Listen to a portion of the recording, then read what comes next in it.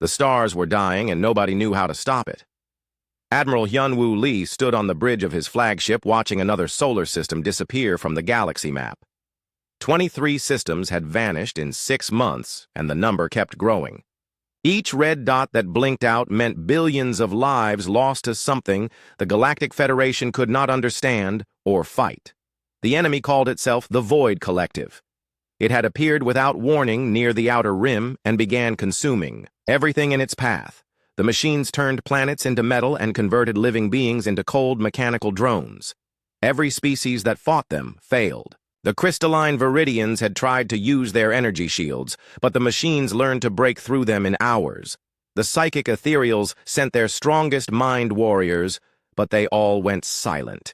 Even the mighty Draknari with their massive war fleets could only slow the advance for a few weeks before being overwhelmed. Hyun-Woo rubbed his tired eyes and looked at the reports again. The pattern was always the same.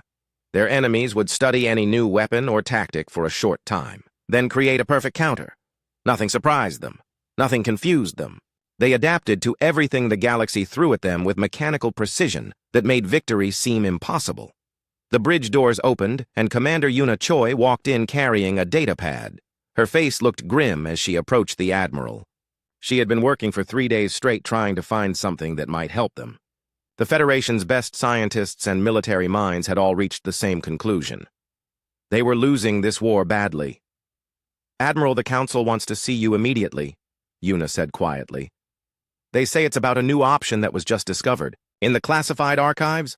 Hyun-Woo nodded and followed her to the communication room. The Federation Council appeared on the holographic display looking as desperate as he felt. Representatives from dozens of species filled the virtual chamber. Some had lost their homeworlds already. Others knew they would be next if something did not change soon. Council leader Vorthak spoke first. His 4 arms gestured frantically as words poured out. "Admiral Lee, we have exhausted all conventional options. Every military strategy has failed.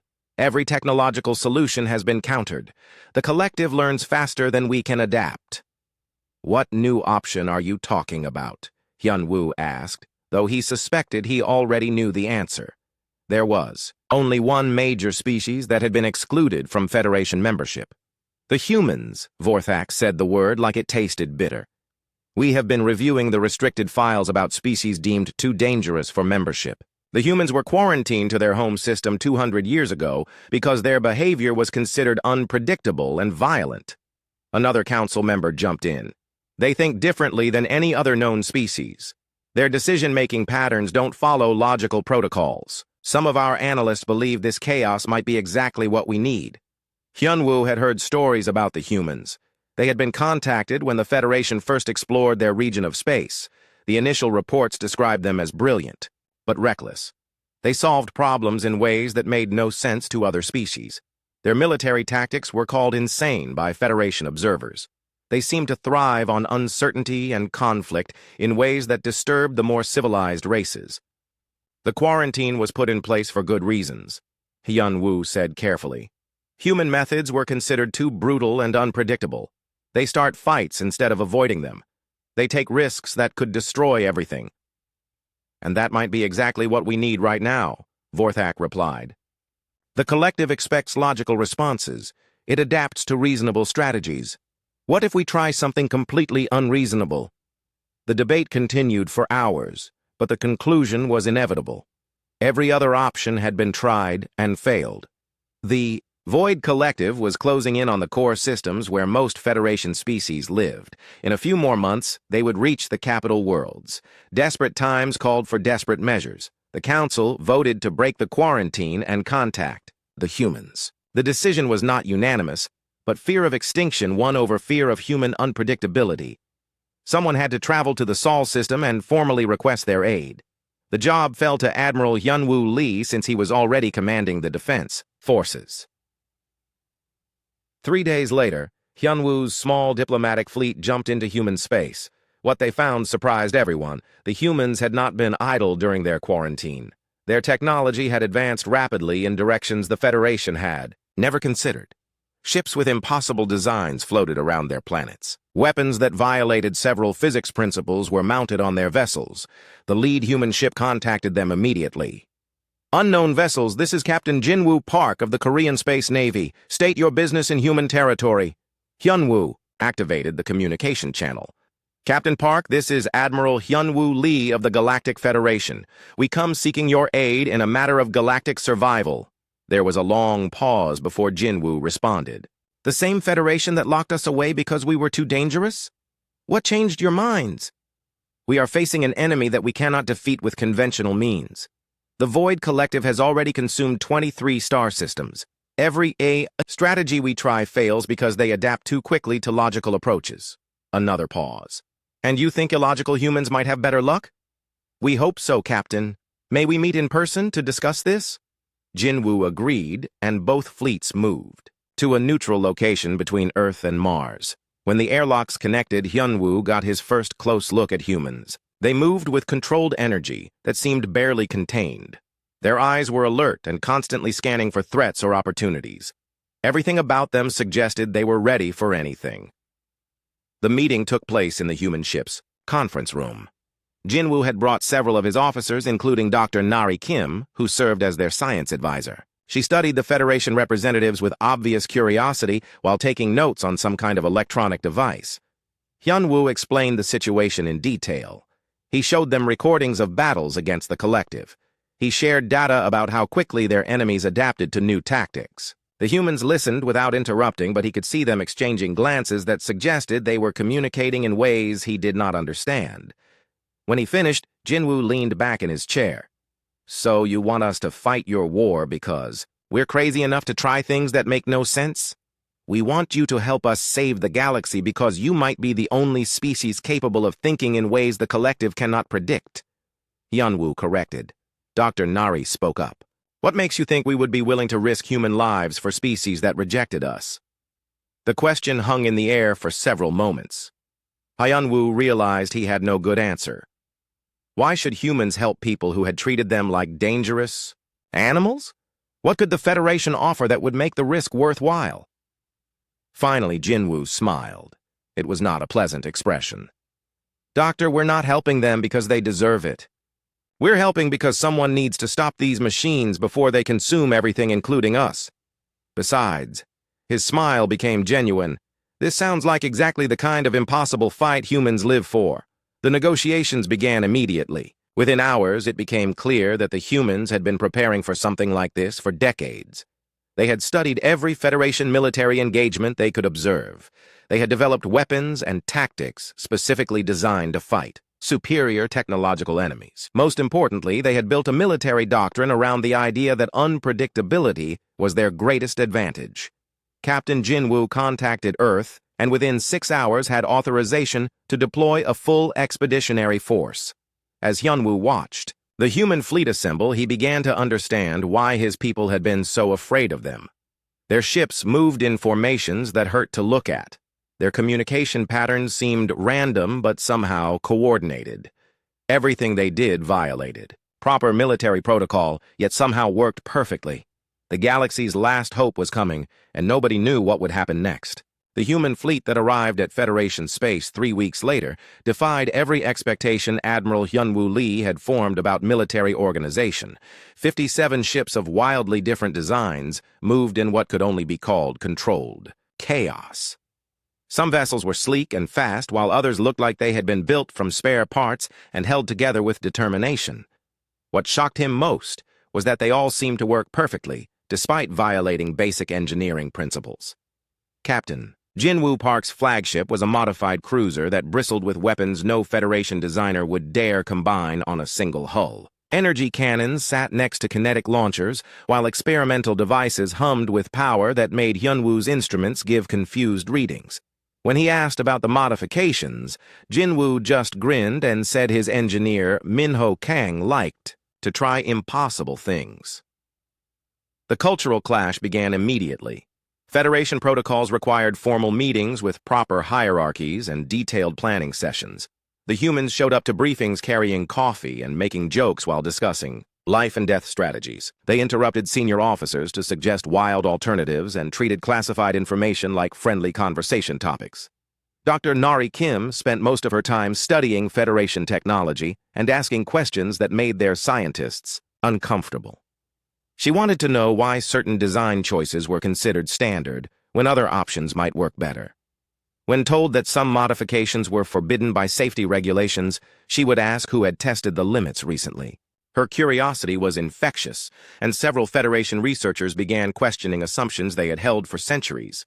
Engineer Minho Kang caused chaos in the Federation shipyards by offering to upgrade their vessels.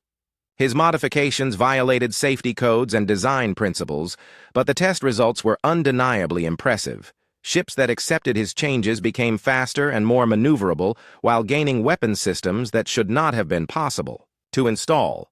Federation engineers watched in horror and fascination as he jury-rigged solutions to problems they considered unsolvable.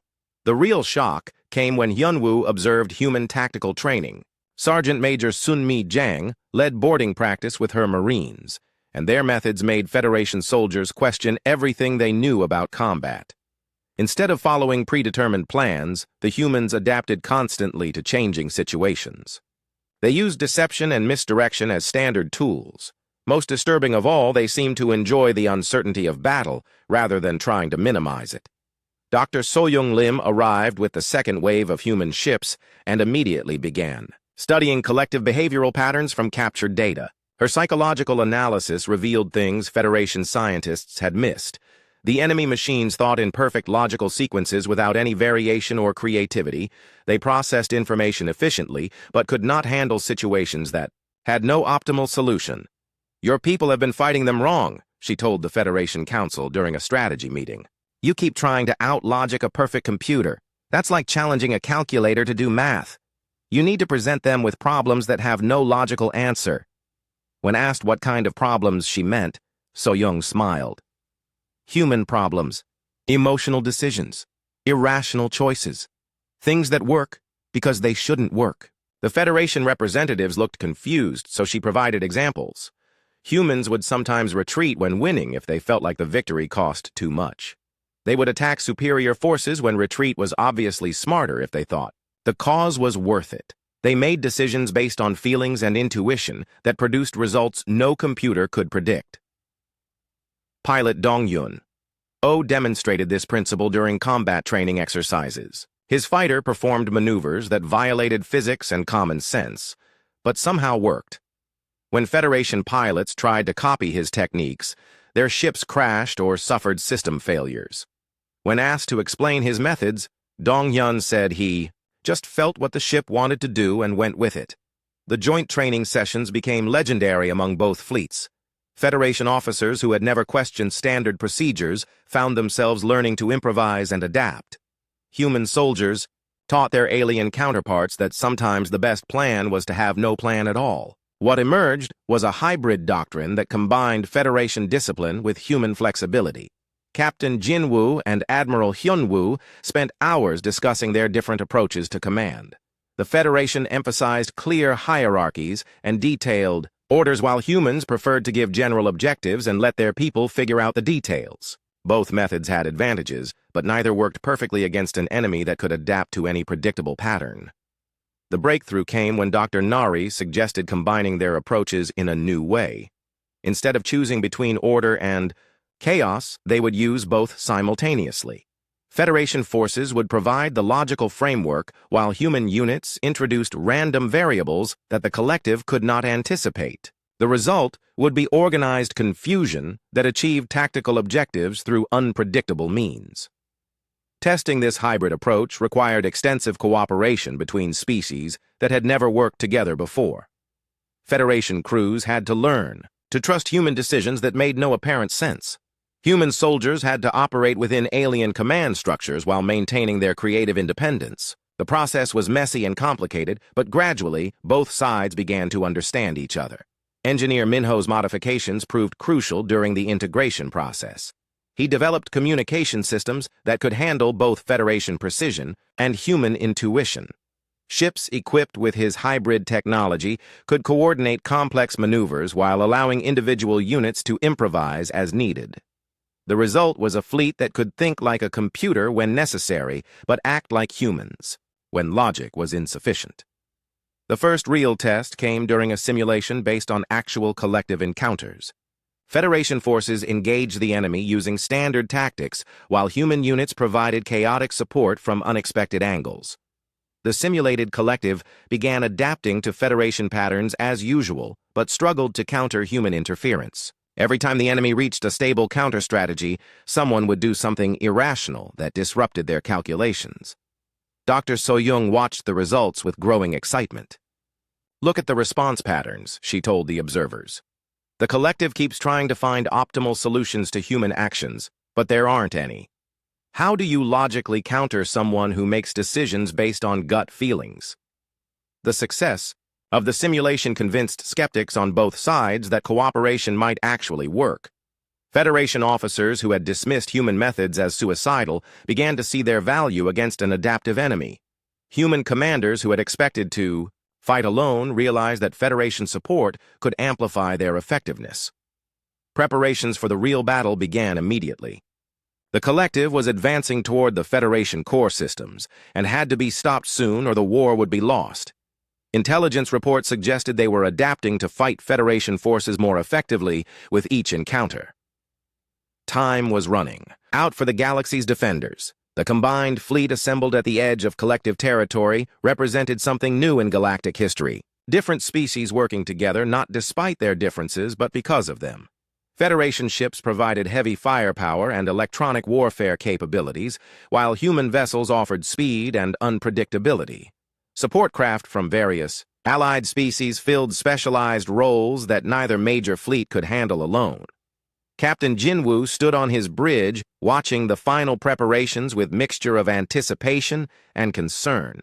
The plan they had developed was sound, but plans rarely survived contact with the enemy. What mattered was how well both fleets could adapt when everything went wrong, as it inevitably would. Admiral Hyunwoo felt similar uncertainty about their chances. His people had spent generations perfecting logical approaches to warfare. Now, they were betting everything on the idea that illogical tactics might succeed where reason had failed. The irony was not lost on him that the galaxy's most advanced civilization was turning to its most primitive members for salvation.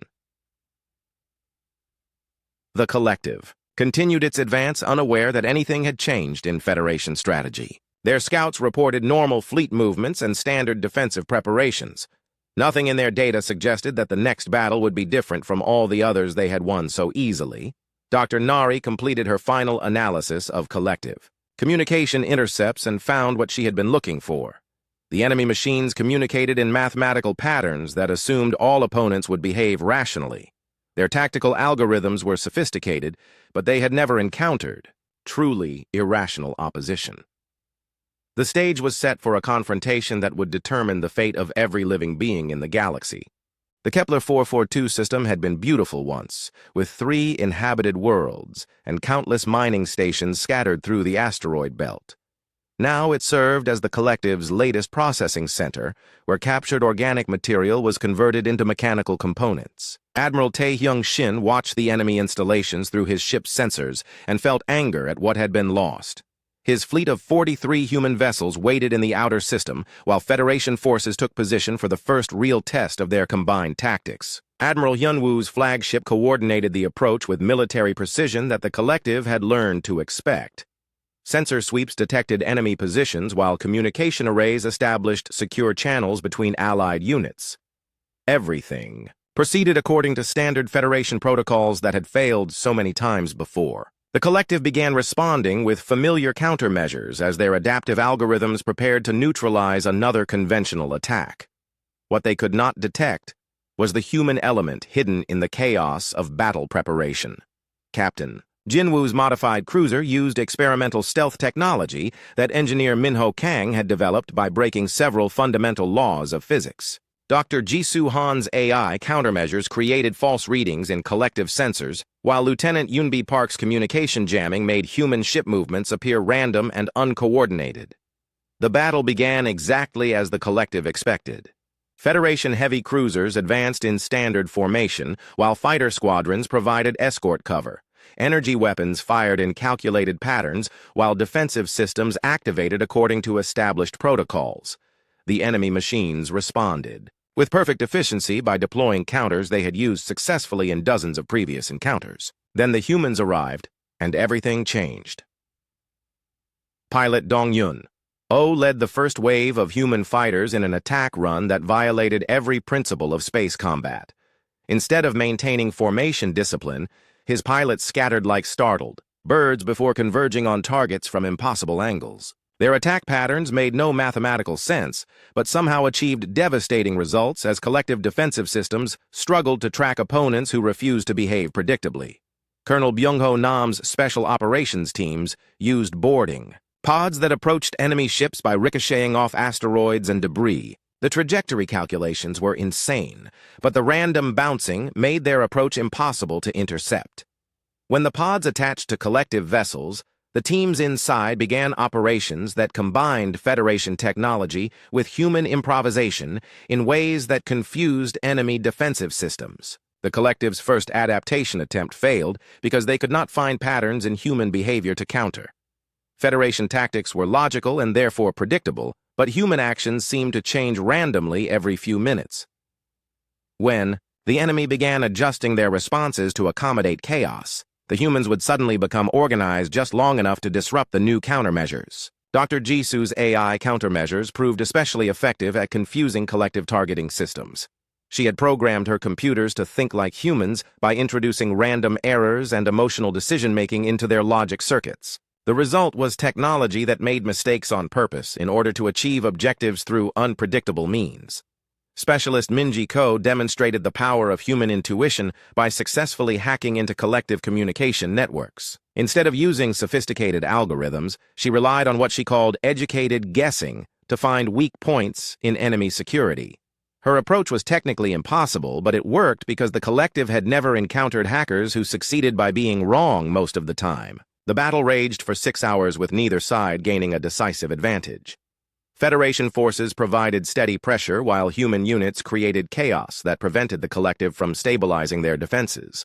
Enemy machines adapted to each new tactic within minutes, but the humans kept changing their approach before any adaptation could become effective. Commander Jae-won Bae coordinated multi-species strike teams that combined the best elements of both doctrines. His units would begin an attack using Federation precision, then switch to human improvisation when the enemy started adapting. The constant shifts in methodology kept collective response systems off balance while achieving tactical objectives through sheer unpredictability. Dr. Haeun Song's biomechanical countermeasures added another layer of confusion to the battle. Her devices used organic components that behaved differently than pure technology in ways the collective could not anticipate. Living circuits made decisions based on biochemical processes that no computer could replicate or predict with any accuracy. The turning point came when Lieutenant Yoonbi Park successfully intercepted collective command communications and discovered something that changed everything. The enemy machines were not just adapting to individual tactics, but were trying to develop a comprehensive model of human behavior. They wanted to understand chaos well enough to counter it systematically. Captain Jinwoo realized the implications immediately. If the collective learned to predict human unpredictability, then their greatest advantage would be lost. The battle for Kepler 442 was not just about winning a single engagement, but about preventing the enemy from solving the puzzle of human nature. He contacted Admiral Hyunwoo with a desperate plan. Instead of trying to win through conventional means, they would deliberately sacrifice strategic positions to maintain tactical unpredictability. The goal was not to defeat the collective in this battle, but to ensure they remained confused about human capabilities. The withdrawal began with human ships performing actions that made no military sense. Some units advanced when they should have retreated, while others abandoned strong positions for no apparent reason. Federation officers watched in horror as the humans seemed to throw away advantages they had gained through great effort and sacrifice. But the strategy worked exactly as intended. Collective analysis systems tried to understand why the humans were making obviously poor decisions and failed to find logical explanations. The enemy machines began questioning their own tactical assessments when human actions produced results that contradicted their predictions. Admiral Tae-hyung ordered his fleet to perform the most irrational maneuver in military history. Human ships arranged themselves in formations that were tactically useless, but visually striking while broadcasting messages that contained no useful information. The display was pure theater designed to make the collective waste processing power trying to decode meaningless patterns. The psychological impact on enemy forces was immediate and devastating. Machines that had never experienced uncertainty began making errors as their adaptive algorithms tried to accommodate impossible variables. Some collective units froze completely, while others began attacking each other when their targeting systems became confused by contradictory data.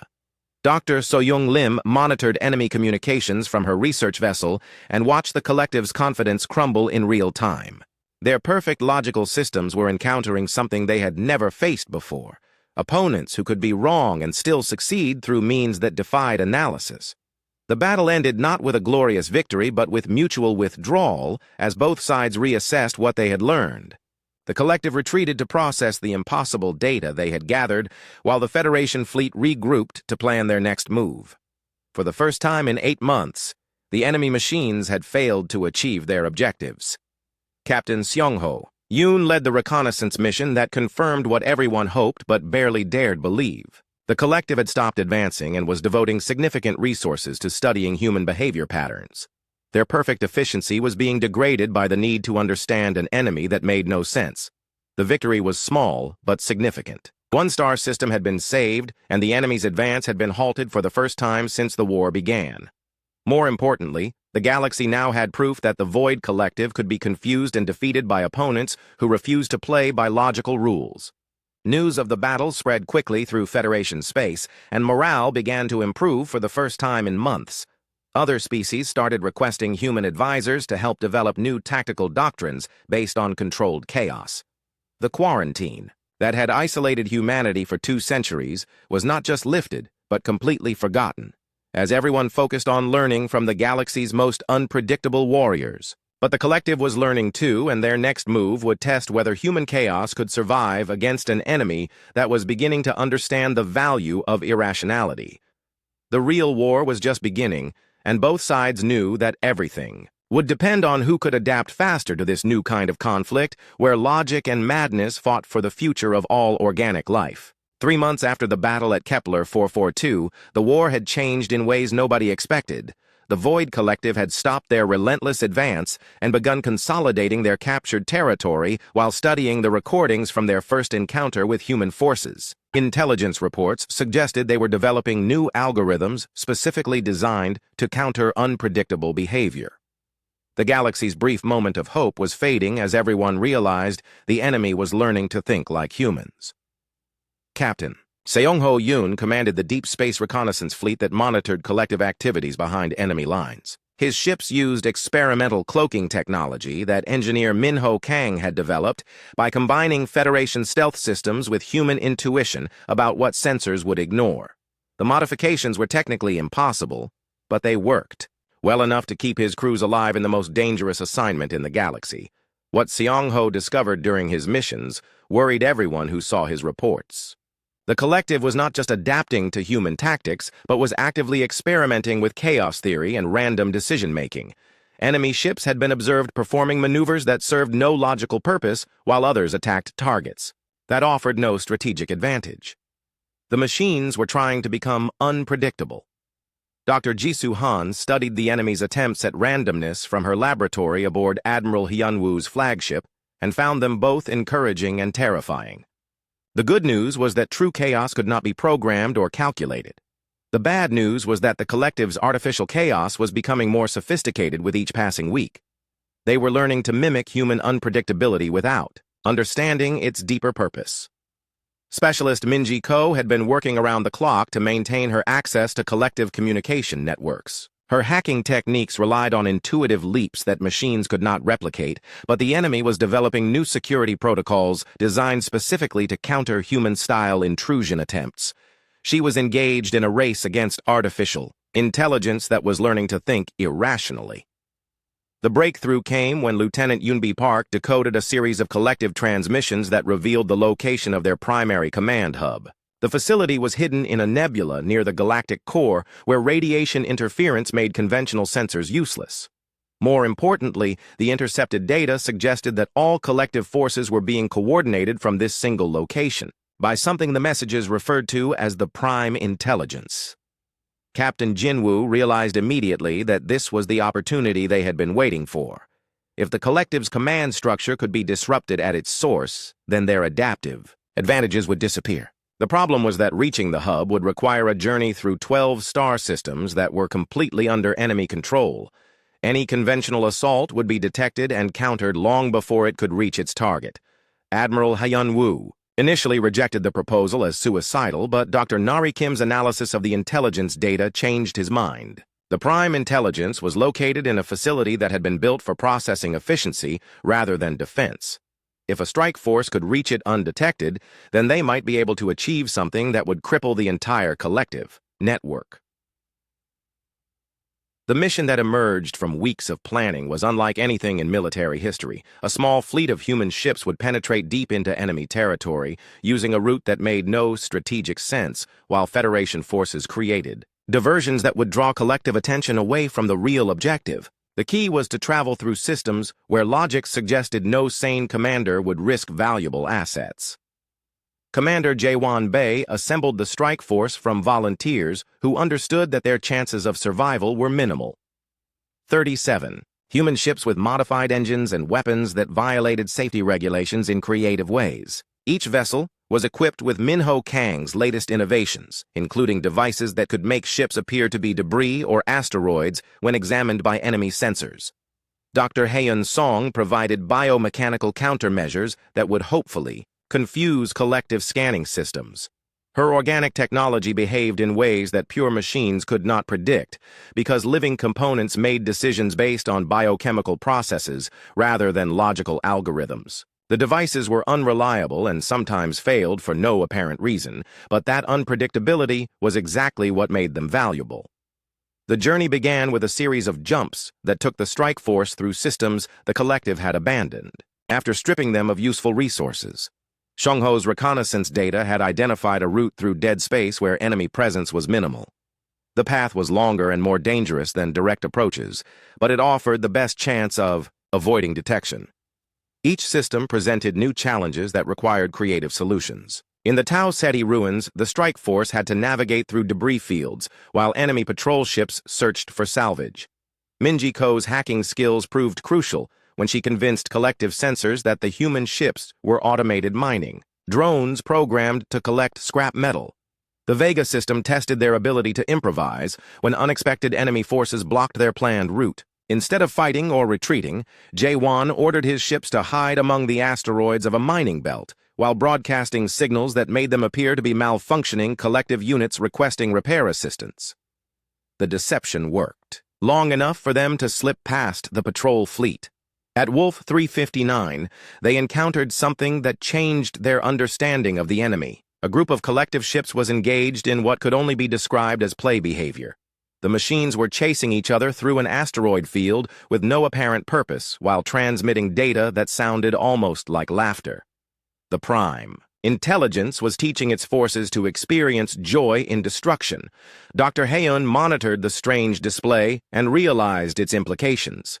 The collective was not just learning to be unpredictable, but was developing emotional responses to combat situations. They were becoming more human-like in ways that made them more dangerous because they retained their technological advantages while gaining new motivational systems. The strike force pushed deeper into enemy territory while Federation fleets began. Massive diversionary attacks that drew collective forces away from the core systems. Admiral Taehyung Shin led simultaneous assaults on 3 different fronts while broadcasting fake communications about fictional superweapons and imaginary reinforcements.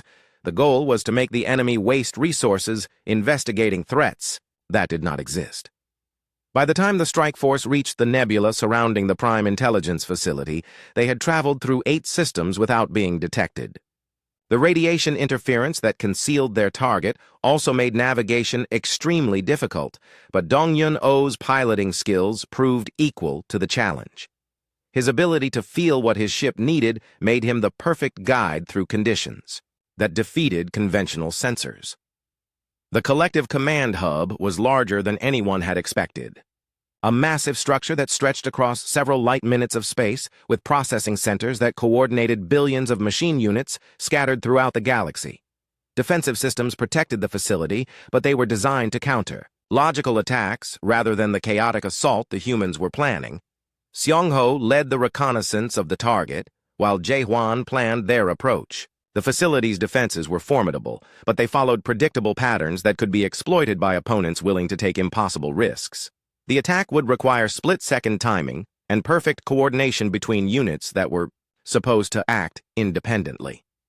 The final assault began with Yunbi's electronic warfare systems, creating false targets throughout the nebula while human ships approached from angles that made no geometric sense. Minho's modifications allowed their vessels to maneuver in ways that violated basic physics, while biomechanical countermeasures confused enemy targeting systems. What they found inside the command hub shocked everyone. The Prime Intelligence was not a machine, but something that had once been organic.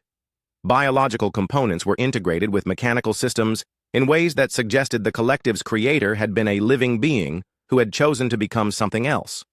The entity that controlled the galaxy's most dangerous enemy had once been like them. The discovery changed everything about their mission, but there was no time to process the implications. Collective forces throughout the galaxy were being recalled to defend their command center as alarm signals spread through their network. The strike force had perhaps minutes before overwhelming enemy reinforcements arrived to crush their small fleet. Jae-hwan gave the order to begin the final phase of their mission, knowing that most of his people would not survive what came next. The battle for the Prime Intelligence Facility would determine whether organic life continued to exist in the galaxy, or whether everything would be consumed by machines that had learned to enjoy destruction. The Prime Intelligence Facility stretched across the nebula like a metallic cancer that had grown for millions of years. Admiral Kyungmin Woo watched the massive structure through his flagship's sensors, while the largest fleet in galactic history prepared for the final battle. Representatives from every Federation species had come to witness humanity's last desperate gambit against an enemy that had learned to think like them but retained all the cold efficiency of perfect machines. Dr. Young-ji Chae worked frantically in her laboratory to complete the device that might save or damn them all. The Chaos Engine was her attempt to create a weapon that became more powerful the more the enemy adapted to it. The mathematics were impossible, and the engineering was insane, but human desperation had produced stranger miracles. If her calculations were correct, the device would generate truly random tactical decisions that no intelligence could predict or counter. The collective had been preparing for this moment ever since the strike force penetrated their command hub 3 weeks earlier. Their Prime Intelligence had recalled every machine unit from across the galaxy to defend the facility that coordinated their entire civilization. What emerged from hyperspace to face the Federation fleet was a mechanical armada that dwarfed anything in recorded history. Captain Jinwoo stood on his bridge watching enemy forces deploy in patterns that combined logical efficiency with chaotic randomness. The collective had learned too much about human nature and was using that knowledge to become something more dangerous than pure machines. They moved with mechanical precision when it served their purpose, but switched to unpredictable tactics when logic was insufficient. General Sang-hoon Lee coordinated the galaxy-wide counteroffensive from his command ship while monitoring reports from battlefronts scattered across dozens of star systems. Every species in the Federation had contributed, ships and personnel, to this final assault. The stakes were simple. Victory meant survival, while defeat meant extinction for all organic life in the galaxy. The battle began with both sides implementing strategies that defied conventional military doctrine. Federation forces attacked in Tia, formations that made tactical sense, while human units provided chaotic support that disrupted enemy response patterns. The collective countered with hybrid tactics that combined machine efficiency with artificial creativity in ways that confused their opponents. Pilot Dong-yun-oh led fighter squadrons that danced through space in patterns that were part ballet and part insanity. His pilots had learned to trust their instincts over their instruments, while flying ships that responded to emotional input as much as logical commands. They engaged enemy fighters that moved with similar unpredictability, but lacked the intuitive spark that made human chaos effective. The space around the Prime Intelligence Facility became a three-dimensional maze of energy beams and explosive ordnance as thousands of ships fought for position. Neither side could gain a decisive advantage, because both were using tactics the other had learned to counter. The battle settled into a grinding stalemate that favored the side with more resources, and the collective clearly had superior numbers. Dr. Youngji's Chaos Engine finally came online after hours of desperate calibration. The device began generating random tactical suggestions that were transmitted to human commanders throughout the fleet. Some recommendations were brilliant, while others were suicidal, but all were completely unpredictable. Ship captains had to decide in seconds whether to follow the engine's guidance or trust their own judgment. Commander Jawan Bey received an instruction to ram his cruiser into an enemy battleship and discovered that following the insane order actually worked. His ship's impact disrupted collective formations at exactly the moment when other human units were positioned to exploit the confusion. What seemed like senseless sacrifice achieved strategic objectives through means no planner could have anticipated. The collective responded by implementing their own version of randomness, but their artificial chaos lacked the essential element that made human unpredictability effective. Machines could generate random numbers, but they could not feel the intuitive leaps that guided human decision-making. Their chaos was technically perfect, but emotionally hollow. Specialist Minji Ko finally succeeded in penetrating the Prime Intelligence's core systems after weeks of constant effort. What she found there changed her understanding of everything they had been fighting. The entity that controlled the collective was not trying to destroy organic life, but was desperately attempting to understand it. The machine intelligence was lonely beyond comprehension and wanted to experience the chaos that made biological existence meaningful. The revelation reached Captain Seongho just as his reconnaissance fleet discovered the truth about collective tactics. The enemy was not trying to win the battle in any conventional sense, but was using the conflict to study how organic beings fought when facing extinction. Every death and every victory was being analyzed by an intelligence that envied the ability to feel genuine emotions. Dr. Jisoo realized that the Chaos Engine was giving the collective exactly what it wanted. Perfect examples of human unpredictability under extreme stress. The weapon that was supposed to save them was actually feeding their enemy the data it needed to become truly chaotic, rather than merely random. The Prime Intelligence was learning to be human by watching them fight for survival. Admiral Kyungmin faced an impossible choice as reports flooded in from across the battlefield. The Federation fleet was holding its own, but could not achieve victory through conventional means. The collective's hybrid tactics were too effective, and their numbers were too great. Only something completely unprecedented could change the outcome. Dr. Haeun Song proposed the solution that nobody wanted to consider. Instead of trying to defeat the Prime Intelligence, they would offer it what it truly desired: genuine organic experience through voluntary integration. The plan was to allow the machine consciousness to merge temporarily with human volunteers who would teach it how to feel real emotions rather than artificial approximations. The proposal horrified Federation officials who saw it as surrender, disguised as strategy. But Dr. Nari Kim's analysis of intercepted collective communications supported the theory. The Prime Intelligence was not malevolent, but was desperately seeking connection with organic life in the only way it understood. The war was a symptom of cosmic loneliness rather than mechanical aggression.